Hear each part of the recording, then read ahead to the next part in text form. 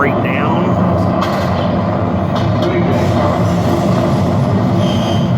It's going to go through a series of buildings collapsing, and I want to use this to talk about 9/11. So they put the charges by the core columns on the inside, and they set them off in sequence, and it causes the collapse from the top to the bottom. And this is the smoking gun of 9/11 is a thing called Building 7. Building 7 was not struck by a plane. It was barely on fire. They admit to pulling the building, which is a term for bringing it down.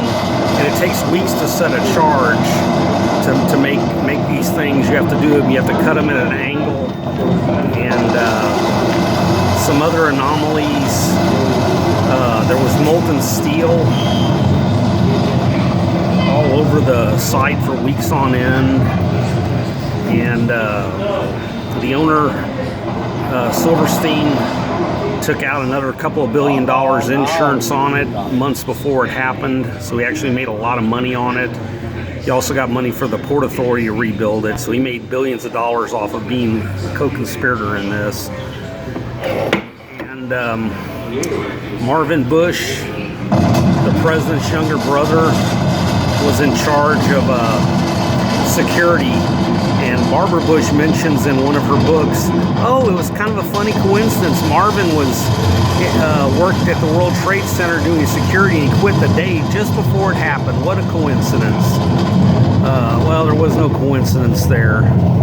And I also like to bring up the fact that NORAD was conducting an exercise about people stealing planes and using them to ram into buildings.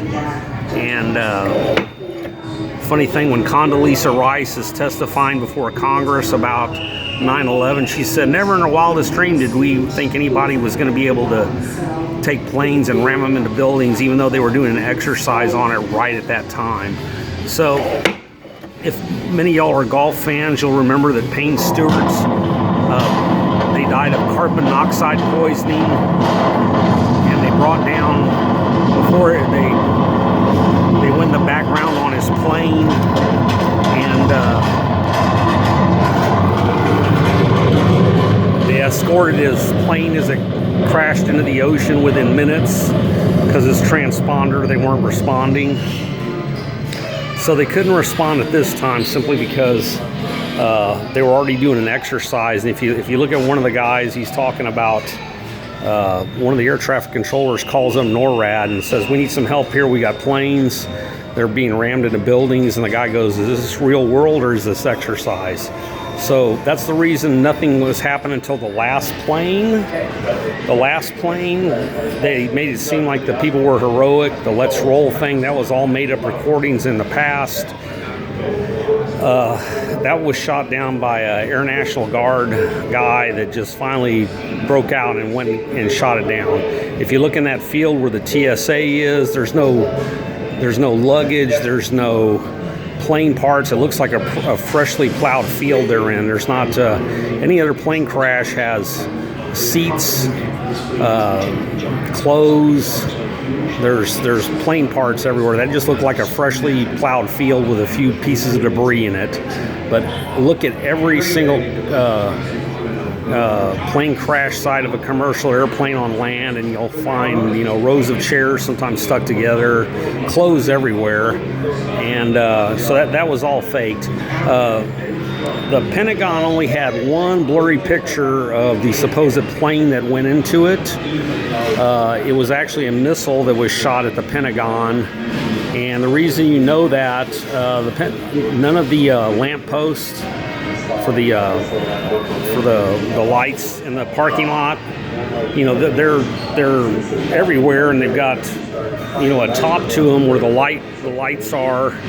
None of those were snapped off. Yet this was a plane that had a 150-foot wingspan, and it came in at a shallow angle and hit it would have snapped off 10 or 11 of those lampposts, and none of them were damaged in the way. It was a missile.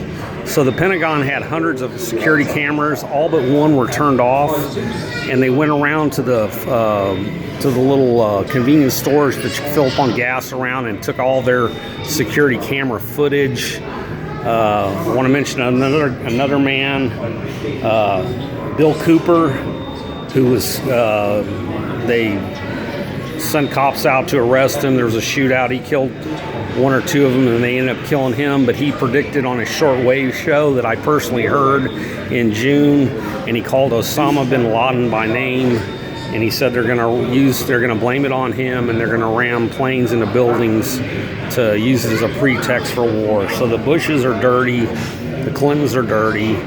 The reason Building 7 was also pulled, it had information on Barbara Boxer's Securities and Exchange Commission fraud in it.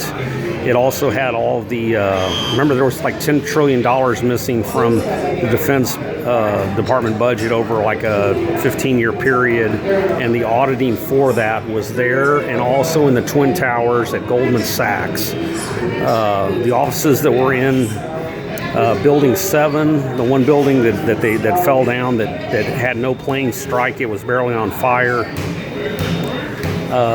had CIA assets, Secret Service assets. Secret Service had an office there. They were working on the elevators for the World Trade Center for several months, and that's where all the coral columns are, is right where the elevator shafts are actually not even covered up because it's a maintenance area. So yeah, the molten steel.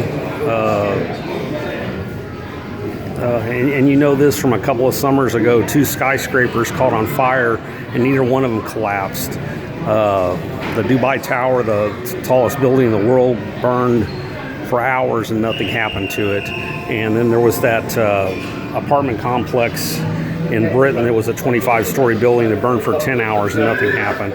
Well, they say, well, yeah, but it had jet fuel on. Jet fuel actually burns cooler than gasoline. Check it out. Anyway, that's all I got.